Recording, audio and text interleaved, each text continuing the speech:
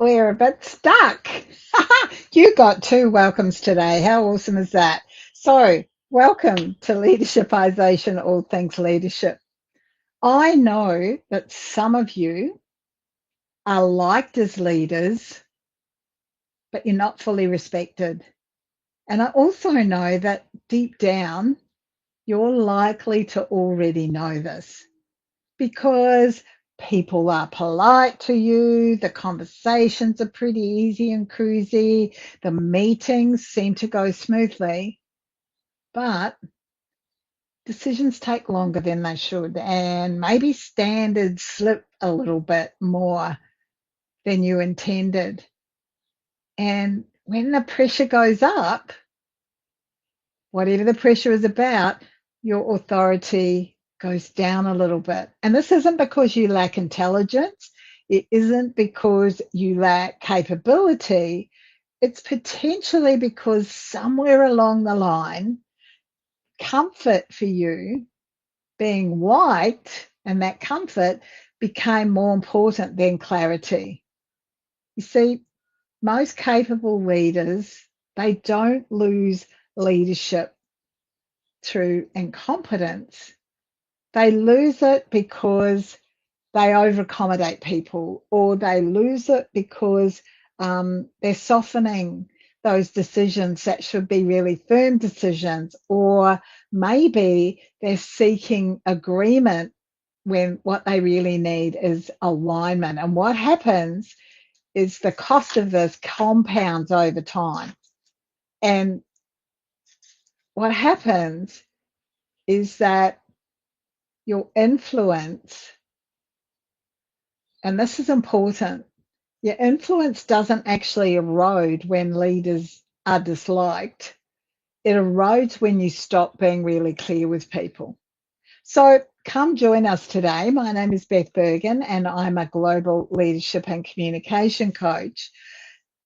What we're going to do is we're going to look at how to lead with a little bit more conviction, so that what you can do is, before we look at that, I want you to understand why approval seeking feels so safe, and why it is that approval seeking is almost instinctive with us.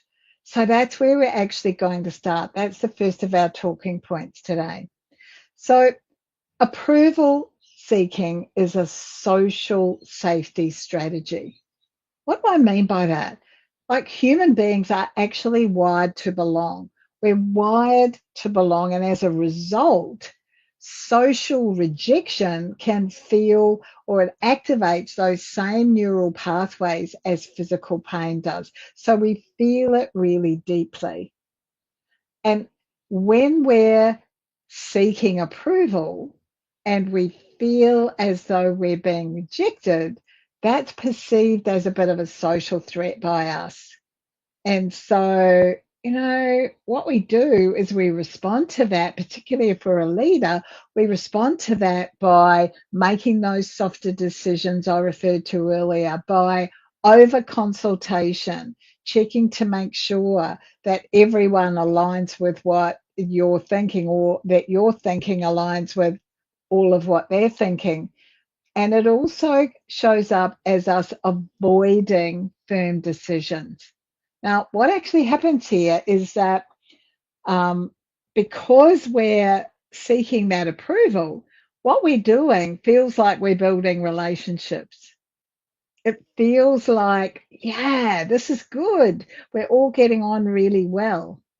But when your focus is on that social acceptance, what we're actually doing is decreasing our decisiveness, because we're actively working to make sure that what comes out of our mouth reflects what's going to keep everybody else happy.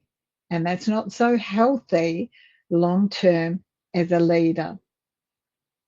The second point that I want to talk to is that when approval becomes the main metric, when it becomes the main metric that we're measuring everything by, I want to be approved by my team, I want to be approved and have the approval of my seniors, the alignment in your leadership disappears, because what we're doing is we're prioritizing harmony. We're prioritizing those great relationships, and that leads to a delay in the clarity and the way that we communicate with our teams. And our decisions are watered down because we want them to be comfortable decisions. Our hard standards, things like that, things like that wobble. So those hard standards aren't there. They kind of get a bit jelly like around the edge. And accountability, well, it's hard to keep people accountable when this is what you're concerned about. So generally, that will go down. Yeah, the interesting thing about approval is that it feels awesome in the moment. It feels really good. Oh, they all approve of me. I like this. Bit of a head wobble about it. But actually, when we're aligned with our team, when they understand that it's all about the respect and the clarity and the authority that the role brings, and you're able to communicate with that with them, you're aligned, and that leads to trust on a long-term basis. As I said, if approval is that metric, you can't hold people accountable just on the, oh, I wonder if they like me or not. Yeah. The third point today is this one. Leaders are the reason that the room feels safe, but they're also the reason that the room feels unsafe. Yeah. So you're the reason it's safe, but you're also the reason why it's unsafe. Now, many leaders feel really excited. They really love it. They have a strong identity with being approachable. I'm approachable and I'm kind. And this identity over time can kind of morph into I'm approachable and I'm kind, and I avoid a lot of conflict. I avoid a lot of conflict. And it also can morph into this belief that if there is any tension at all here, then I have actually failed. No, no, no, no, no, no. Letting toxic behavior continue unchallenged is so demotivating for everybody else who sees it. It's so demotivating. And so it's not tension that signals failure, it's that unaddressed misalignment, it's that unaddressed toxic behavior, it's that unaddressed issue. They're the things that demonstrate that you're failing in your leadership. So, what's important here is that you kind of unhitch comfort from success. Like, success is going to be uncomfortable. If you're sitting in that comfort space, then you're actually cruising. And you also need to unhitch being liked over being respected. Most of us, and I find this with clients that I'm either individually coaching or in team sessions and small group coaching sessions, the vast majority of us would much rather be respected than liked. However, that drive to be liked is really, really strong. That drive to be approved of is really strong. So you might want this, but yeah, that other belief comes pushing in. That need to be approved of comes pushing in. Okay, point 4. Trying to keep everybody happy negatively impacts your influence as a leader.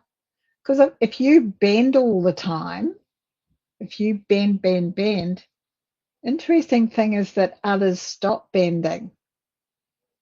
What they're doing is pushing to see how far they can actually bend you.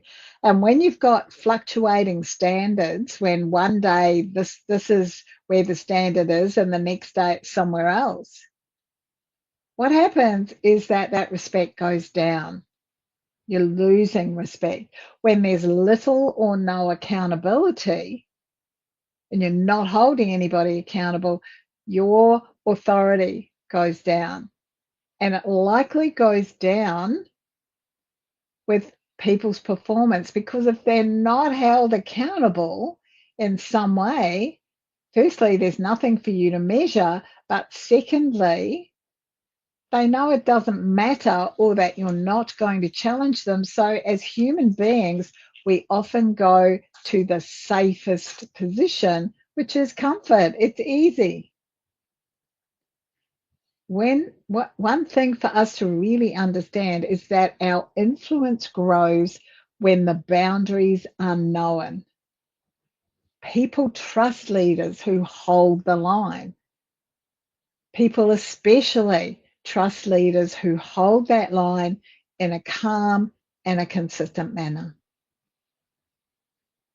And that leads us into point 5. Now, this is a really important point. Assertiveness is a skill, not a personality trait. I hear lots of people saying, oh, this is just my temperament. This is just like, no, I couldn't possibly do that. You can learn it. Assertiveness is all about providing people with clarity without any aggro. It's all about setting the expectations and the tasking that you're giving to people with no apology. You don't have to justify it. You don't have to say sorry a whole lot. An assertive leader is someone who's comfortable about naming the tension, who's also comfortable about calling out the behavior that is inappropriate. And they're able to do this without escalating it, so it doesn't get drama filled and totally out of control. So from the point of view of learning to be more assertive, it's about firstly being willing to tolerate that kind of temporary discomfort while you build up this long-term strength. And like anything that we are learning, sometimes we're going to get it wrong. So what happens is that we've got to keep doing it and keep practicing it in order to build our skill. The important thing for you to understand is that assertiveness is learnable and it's not about your temperament. Okay, let's now look at 2 tools that I've got for you. And these are tools that you can apply straight away. And these tools are part of your leadership intelligence toolbox. So the first one is an alignment check question. So before you make a decision or before you have a specific conversation, something to ask yourself is this: am I saying this because it's aligned to what matters? I'll say that again in case you're writing it down. Am I saying this because it's aligned to what matters? Or am I softening it to avoid discomfort or conflict? Or am I softening it to avoid conflict or discomfort? Yeah? So I'll run through it once more in case you are writing it down. Am I saying this because it's aligned to what matters, or am I softening it to avoid discomfort or conflict? Now, once you've answered that question, adjust it. You should be able to say what you want to say in one sentence, right? Get better at taking a whole lot of the words out. Instead of, and here's an example for you, instead of, what do you all think we should do? It's as simple as, here's the direction that we're taking, and this is why. There's your difference. You're the leader. Tell them what it is about the direction and be quite clear about why you're doing it. So that's the first tool. The second tool is what I call the discomfort rehearsal. And we've talked a lot today about this discomfort. So before a tough conversation, now recognize for all of us, depending on how assertive we might be, depending on how experienced we might be, a tough conversation means different things. But I've found that this is a great way to approach it. Firstly, write that clear statement. Write that clear statement. This is what I'm wanting to say.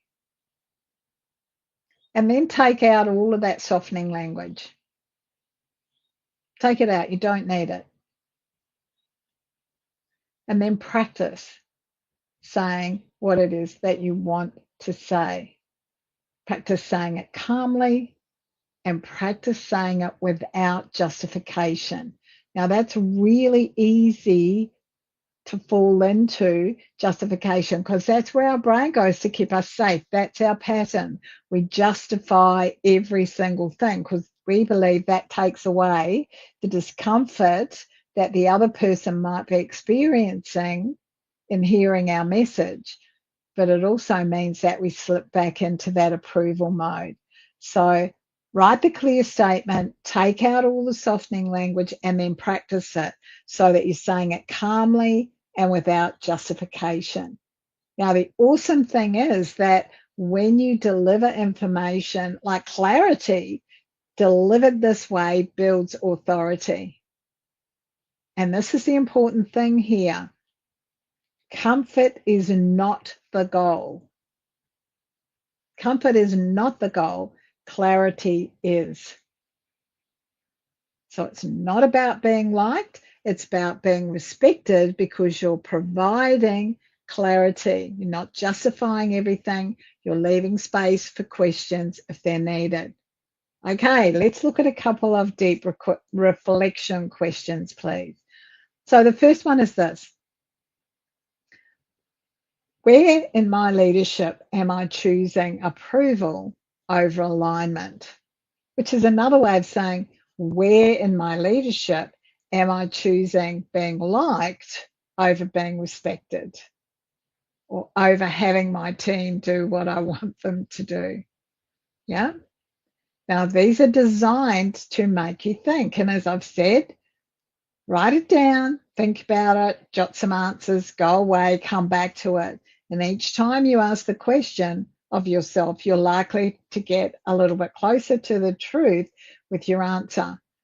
And I dare you, in fact, I challenge you to be brave enough to get close to the truth because that's where the growth is going to be. Yeah. The second question that we've got is this one. What fear surfaces when I imagine someone being disappointed in me? What fear surfaces when I imagine someone being disappointed in me? So this is about helping you to understand, oh, yeah, like if they're disappointed in me, oh, I've let them down. What fear? Oh, I'm not good enough. Oh, I'm not loved. They don't like me, or some version of that. Maybe what's deep there. Once you're aware of it, once you've named it, you can then do something about it. So what are our key takeaways from today? Well, approval seeking is often a subconscious safety strategy. Yeah? Be aware of it. It's subconscious. That means you can change it. You're going to have to be deliberate about it, but you can change it. And as our influence rises, or what creates our rise in our influence is clarity, setting boundaries, and much more consistency. Consistency so that they know, our team and our peers and our seniors know what to expect rather than wondering who's turning up today. And the third thing is that strong leadership often comes after you've had this short-term discomfort, but it's all about looking to gain that longer-term respect. Now, if you consistently choose comfort in the moment, you actually might be creating confusion long term in your team, because leadership isn't measured by how smooth the conversations feel.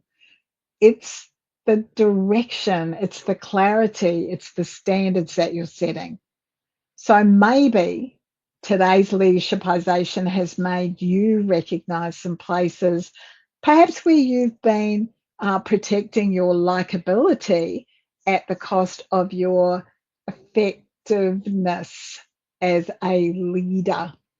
That sounded a lot easier to me to say than leadership effectiveness for some reason. And that's awesome because, as you know, something that I keep talking about is that self-awareness matters. So if you've got this self-awareness that, oh, maybe there are some places where I've been putting being liked ahead of my effectiveness as a leader, then that's the first signal that you're ready to evolve. And so what comes from that is, hey, I'm ready to evolve. If you want to explore how you can hold that clarity, set some boundaries, and influence without kind of being cold and distant and a bit combative, use the QR code or the link. So you can use the QR code on the screen here, or you can use the link that we'll put in the chat to book a conversation with me. Strong leadership it's not about being harder. It's actually about being more honest. And that starts with you being honest with yourself. So if people always feel good after you lead them and performance doesn't improve, what that actually means is that approval has replaced your authority. And you probably need to be using the QR code to have a chat with me about that. So thank you so much for being here today. If you've got any questions or comments, pop them on the platform that you're watching this on, and we'll get back to you. We'll answer that. If there's a topic that you would like covered, reach out, and I'll add that into the rhythm of the topics that I'm looking at.